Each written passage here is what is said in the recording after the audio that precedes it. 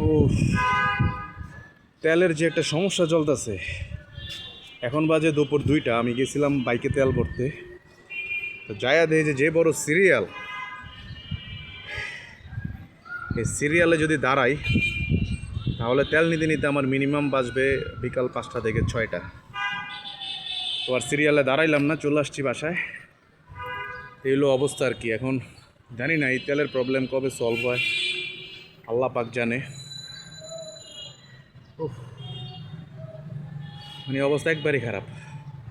7তলায় বাসা তো, সিঁড়ি দিয়ে বায়া বায়া উঠতে হয়েছে, এই জন্য অবস্থা একবারই খারাপ। আর এখন হচ্ছে বৃষ্টি পড়তেছে হালকা হালকা, মনে হচ্ছে বৃষ্টি নেমে যাবে। তো যাই হোক, সবাই দোয়া করেন যে যেহেতু তেলের প্রবলেমটা সলভ হয়ে যায়, এই আর কি। খুব ঝামেলা হচ্ছে আর কি, তেল নাই, কিছু নাই, কি একটা অবস্থা।